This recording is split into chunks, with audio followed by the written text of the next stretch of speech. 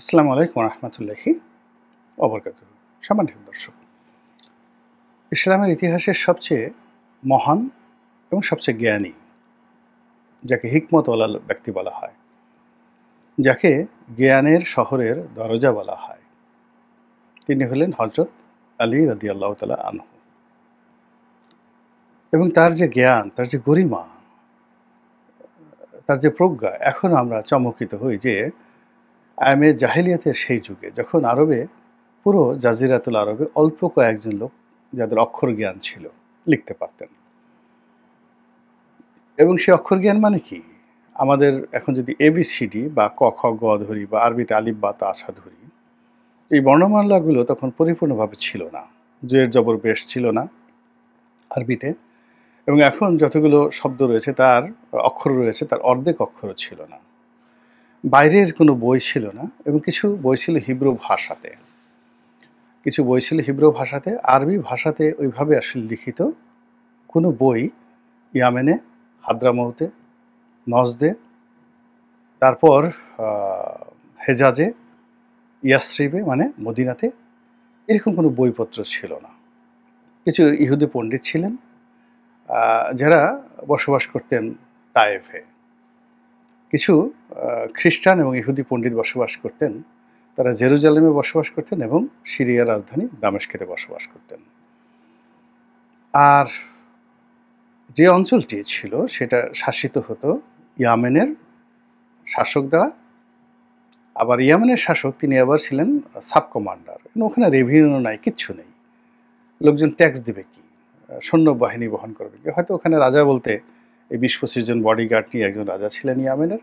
তিনি মূলত মক্কা মদিনার এই অঞ্চলের বাদশা ছিলেন। আর মক্কা মদিনা এই এলাকাটি মূলত স্থানীয় গোত্ররা চালাতেন।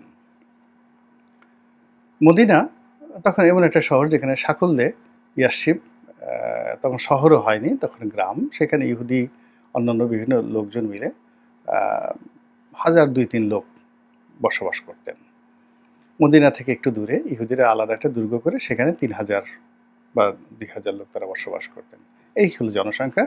এবং মক্কা নগরীতে ধারণা করা হয় যে মক্কা এবং তার আশেপাশে ৪ থেকে ৫,০০০-এর বেশি লোকজন সেখানে ছিল না।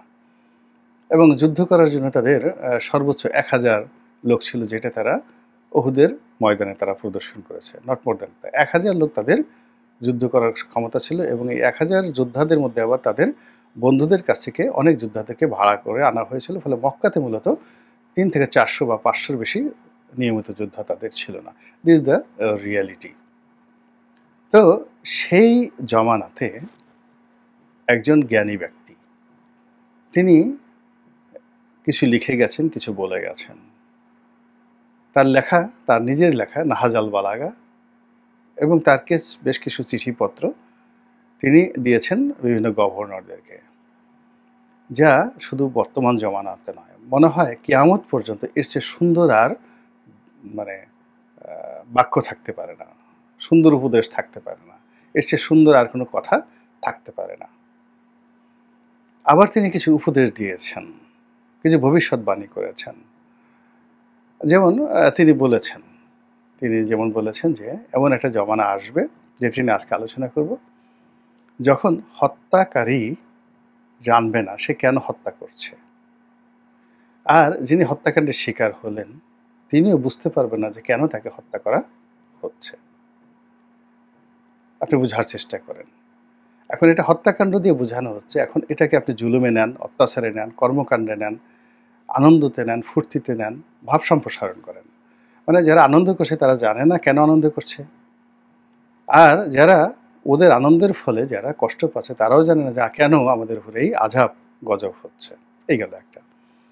উনি আরেকটি কথা বলেছেন যে একটা সমাজের যে পতন হয়েছে, সেই সমাজে রসাতলে গেছে, সেটা বুঝবেন কি করে? সেখানে দেখবেন যে ধনী যারা আছে তারা কৃপণ হয়ে গেছে, দান খয়রাত করে না, ভীষণ রকম কৃপণ, সুদ খায়, আর খালি গরিবের টাকা মারে, কিন্তু গরিবরে কিছু দেয় না। এরকম ধনীদের মধ্যে একটা চরিত্র চলে আসছে, সমাজ রসাতলে গেছে। অযোগ্য, অপদার্থ, দেখলে মনে হয় চড়াইয়ে ৩২টা দাঁত খুলে দেই, এইরকম রাস্তার একেবারে থার্ড ক্লাস লোক বলতে যাদেরকে বোঝায়, তারা ক্ষমতার বড় বড় চেয়ারে বসেছে এবং এই ক্ষমতায় তারা চেয়ারে বসে তারা রাষ্ট্র চালাচ্ছে, আর জ্ঞানী গুণীরা সব নির্বাসনে চলে গেছে, কারো মুখ আপনি দেখতে পাবেন না। তখন বুঝবেন যে রাষ্ট্রটি রসাতলে গেছে। তো উনি এই যে কথাটা বলেছেন, আবার হুবহু সেম কথাটাই আরেকটু ভিন্নভাবে বলেছেন সক্রেটিস, দুর্নীতিবাজদের উল্লাস নৃত্য। কিন্তু সক্রেটিস যে কথাটা বলেছেন কোনো অবস্থাতে সেই কথা আসলে হযরত আলী রাদিয়াল্লাহু তাআলা আনহু যেখানে আছেন ওখানে পৌঁছানোর কথা না, ওই জমানাতে। তো সেই যে আলী রাদিয়াল্লাহু তাআলা আনহুর সেই যে বক্তব্য, সেই বক্তব্যের প্রেক্ষিতে এখন আমরা কি দেখতে পাচ্ছি, কি হচ্ছে এবং কোনটার হিসাব আপনি মিলাতে পারছেন। আজকে যা ভাবছেন বিকেলে সেটা থাকছে না, বিকেলে যেটা দেখছেন রাতে সেটা পরিবর্তন হয়ে যাচ্ছে, রাতে যেটা ঘুমাতে যাওয়ার আগে চিন্তা ভাবনা করলেন সকালে ঘুম থেকে জেগে দেখলেন সব কিছু ওলটপালট হয়ে গেছে। তো দৈনিক এইভাবে 10-12 বার পরিবেশ পরিস্থিতি চেঞ্জ হয়ে যাচ্ছে। কখনো মনে হচ্ছে লোকটা বোধহয় ভালো, কখনো মনে হচ্ছে না এ ডাকাত, কখনো মনে হচ্ছে এ বোধহয় ভালো কাজ করছে, কখনো মনে হচ্ছে যে না এ একেবারে পুরো বাংলাদেশকে সর্বনাশ করে দেবে।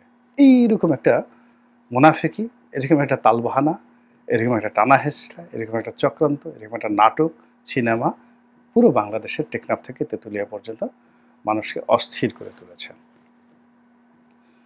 তো এই অস্থিরতার মধ্যে যে সমস্যাটা দেখা দিয়েছে, যে সমস্যাটা কিয়ামতের আগে দেখা দেবে। কিয়ামতের আগে আল্লাহ রাব্বুল আলামিন দুটো শক্তি এই পৃথিবী থেকে মহাকাশ থেকে নিয়ে নেবেন।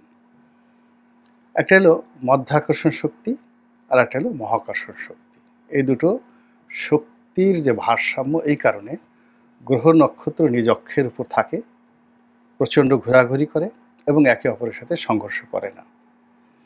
এই দুটো শক্তির কারণে প্রতিটি বস্তুর নির্দিষ্ট ওজন আছে, আকার আছে, আয়তন আছে এবং সেই অনুযায়ী তারা এই পৃথিবীতে বা মহাকাশে তারা তাদের নিজেদের অস্তিত্ব বজায় রাখে। কিন্তু ধরুন আল্লাহ যদি এই দুটো শক্তি উঠিয়ে নেন, তাহলে হিমালয় পাহাড় আর একটা পিঁপড়া, এই দুটোর ওজন সেম হয়ে যাবে, দুটোই তুলোর মতো উঠতে থাকবে। আকাশে চন্দ্র এবং সূর্য, তার মধ্যে কোনো রকম পার্থক্য থাকবে না, একে অপরের সাথে সংঘর্ষ করবে। বাতাসে, প্রচণ্ড বাতাসে তুলার মতো চন্দ্র, সূর্য, গ্রহ, নক্ষত্র, পাহাড়, পর্বত, ভূমি সব কিছু উঠতে থাকবে এবং এটাই আমাদেরকে কিয়ামতের ময়দানে নিয়ে যাবে। ইসরাফিলের সিঙ্গার যে ফুক, বিগ বাং, অর্থাৎ বিগ ব্যাংয়ের মাধ্যমে, অর্থাৎ প্রচণ্ড একটা শব্দের মাধ্যমে পৃথিবী তৈরি হয়েছিল, আবার এরকম একটা শব্দের মাধ্যমে এই পৃথিবীর এই দুটো শক্তি চলে যাবে এবং কিয়ামত শুরু হয়ে যাবে। আমাদের সমাজে একই অবস্থা, কিয়ামতের মতোই ঘটনা ঘটে যখন সামাজিক বন্ধনগুলো নষ্ট হয়ে যায় এবং সমাজে যারা লোকজন আছে তারা এলোমেলো চলতে থাকে, আনন্দ করতে থাকে। লোক মরে গেছে, পিতামাতা মরে গেছে, কিন্তু সে ভীষণ রকম আনন্দ করছে। আবার দেখা গেল যে বিরাট একটা সুসংবাদ, স্বর্ণের খনি পাওয়া গেছে, কিন্তু মানুষ বুঝতে পারছে না, সে কান্নাকাটি করছে, ভীষণ রকম কান্নাকাটি করছে। এটাকে আপনি কি বলবেন? মাতাল। এবং কিয়ামতের ময়দানে এই ঘটনাই ঘটবে, পৃথিবীর সব স্বর্ণ বের করে দেওয়া হবে। লোকজন বলবে হায় আল্লাহ, কী ধরনের কথা, এত স্বর্ণ তোমার কাছে ছিল, অথচ এর এক টুকরা স্বর্ণের জন্য কত মানুষ খুন করেছি। পিতার কাছে যাবে, পিতা বলবে আমি তোরে চিনি না। স্ত্রীর কাছে যাবে, স্ত্রী বলবে আমি তোরে চিনি না। তখন লোকজন আফসোস করে বলবে হায় আল্লাহ, এর রূপে মুগ্ধ হয়ে আমি কত অন্যায় করেছি, গুনাহ করেছি। তো এইরকম একটা পরিবেশ পরিস্থিতি কিন্তু মাঝে মধ্যে আমাদের এই সমাজে, বিশেষ করে যুদ্ধকালীন সময়, দুর্ভিক্ষের সময়, বিপদের সময়, ভয় পাওয়ার সময় এরকম ঘটনা ঘটে। ধরুন পিতা আর ছেলে হাঁটাহাঁটি করছে, কোলে নিয়ে ঘুরছে, অল অন এ সাডেন পিছনে দেখলো যে 3-4টে বাঘ চলে আসছে। খুব অল্প লোক মাথা ঠিক রাখতে পারবে। ছেলে যদি কিশোর হয় সে পিতার হাত ছেড়ে দিয়ে দৌড় দেবে। পিতা যদি খুব বেশি মানে এক্সট্রাঅর্ডিনারি পিতা না হয়, সেও পুত্রকে ছেড়ে একটা দৌড় দিবে। এই হলো স্বাভাবিক অবস্থা। তো সেই দিক থেকে এখন বাংলাদেশে আসলে কি ঘটছে, আমার মাথায় ঢুকছে না, এটা কি কিয়ামত, কিয়ামতের পূর্ব লক্ষণ? যারা আনন্দ করছে তারা কেন করছে তাও বুঝছি না, যারা ভয় পাচ্ছে তারা কেন ভয় পাচ্ছে তাও বুঝছি না। আওয়ামী লীগকে নিষিদ্ধ করা হয়েছে, ভালো কথা। জামাতের নেতৃত্বে এই ঘটনা হচ্ছে, জামাত তো এখনও নিষিদ্ধ। তো জামাত যেখানে নিষিদ্ধ এবং এখন পর্যন্ত তারা তাদের নিবন্ধন ফিরে পায়নি, তাদের প্রতীক দাঁড়িপাল্লা ফিরে পায়নি, এবং রাজনৈতিক দল হিসেবে সরকারি যে স্বীকৃতি, সেই স্বীকৃতিটি তারা এখন ফিরে পায়নি। তাদের মামলা মোকদ্দমাগুলো এখন পর্যন্ত, সব মামলা মোকদ্দমা এখন পর্যন্ত উঠানো হয়নি, অথচ তারা আনন্দ করছে, ভীষণ রকম আনন্দ করছে। তারা আওয়ামী লীগ নিষিদ্ধ করার জন্য এগিয়ে আসছে এবং তারা সর্বশক্তি নিয়োগ করেছে, অথচ তাদের নিজেরাই কিন্তু তারা এই অবস্থার মধ্যে পড়ে গেছে। কেন এই কাজগুলো করা হচ্ছে? জামাত এই মুহূর্তে কেন খুশি, আমি এটা বুঝতে পারছি না। দ্বিতীয়ত, আওয়ামী লীগ নিষিদ্ধ হওয়ার ফলে সবচেয়ে বেশি খুশি হওয়ার কথা বিএনপির। কিন্তু বিএনপি খুশি হচ্ছে না। বিএনপি কেন খুশি হচ্ছে না এটাও অনেকে বুঝতে পারছে না। বিএনপি আশঙ্কা করছে যে জামাতকে যেভাবে নিষিদ্ধ করা হয়েছে, আওয়ামী লীগকে যেভাবে নিষিদ্ধ করা হয়েছে, এটা যদি স্বাভাবিক গতিতে চলতে থাকে তাহলে বিএনপিকে নিষিদ্ধ করা অনেকটা 1-2 আলু ভর্তার মতো। তো সেই নিষিদ্ধ যখন হয়ে যাবে তখন আর বিএনপির প্রতিবাদ করার ক্ষমতা থাকবে না, বিএনপির জন্য কান্না করার কেউ থাকবে না। এর কারণ হলো আওয়ামী লীগ যখন নিষিদ্ধ হয়ে গেছে, বিএনপি নিষিদ্ধ, মানে জামাত নিষিদ্ধ হয়ে গেছে, জাতীয় পার্টি যদি নিষিদ্ধ হয় একইভাবে, ফলে পুরো রাজনৈতিক অঙ্গনে একেবারে একটা মানুষ থাকবে না। কিয়ামতের ময়দানে যেভাবে সব নিঃস্ব হয়ে যাবে, কিচ্ছু থাকবে না। এবং যখন আল্লাহ রাব্বুল আলামিন ডাকবে, ইয়াউমা হুম বারিজুন আলা ইয়াকফা আলাল্লাহি মিনহুম শাইউন লিমানিল মুলকুল ইয়াউম লিল্লাহিল ওয়াহিদিল কাহ্হার। তো এই যে নীরব নিস্তব্ধ সমস্ত কিছু শেষ করে দেওয়ার পরে তখন আল্লাহ জিজ্ঞাসা করবে সৃষ্টিকুলকে, এই দিনের মালিককে। তো এই পৃথিবীতে যদি আপনি এখন আওয়ামী লীগ শেষ, বিএনপি শেষ, জামাত শেষ, কোনো রাজনৈতিক লোকজন নেই, সবাই ইয়ানফসি করে দৌড়াচ্ছে, কেউ কার কাছ থেকে কোনো সাহায্য পাচ্ছে না, কোনো নেতা নাই, সব ইয়ানফসি আমজনতা। এখানে রাজা নাই, এখানে নেতা নাই, চেয়ারম্যান নাই, মেম্বার নাই, কোনো কিছু নাই। আর তখন যদি কেউ ডাক দিয়ে বলে তুমি কে, আমি কে, সবাই বলো আমি কে, তখন কি ধরনের আওয়াজ উঠবে সেই শূন্যতার মধ্যে? আমরা কি সেই দিকে এগুচ্ছি? আমরা কি একটি বিরাজনীতিকরণের যে মহাছক, সেই ছকের মধ্যে সবাই পড়ে গেছি? আমাদের দেশে রাজনীতির বাইরে অন্য কোনো নীতি কি প্রতিষ্ঠিত হতে যাচ্ছে? আমাদের এই দেশটি কি স্বাধীন এবং সার্বভৌমত্ব নিয়ে যেভাবে বেঁচে আছে, এটি কি অক্ষুণ্ণ থাকবে? পতাকা ঠিক থাকবে? পাসপোর্টের রং ঠিক থাকবে? আমাদের ভৌগোলিক সীমানা কি ঠিক থাকবে? বাড়বে, কমবে, না স্থিতিশীল থাকবে? এরকম অসংখ্য ভয়, অসংখ্য প্রশ্ন, অসংখ্য দ্বিধা, দ্বন্দ্ব মানুষের মনে ভর করেছে। এর ফলে ঠিকমতো ঘুম হচ্ছে না, হজম হচ্ছে না, খাবার দাবার হচ্ছে না, কাজকর্মে বরকত হচ্ছে না, রাস্তাঘাটে মানুষের ছুটোছুটি নেই, প্রকৃতিও বিরূপ, প্রচণ্ড গরম। আজকের এই ভিডিও যখন করছি প্রচণ্ড গরম।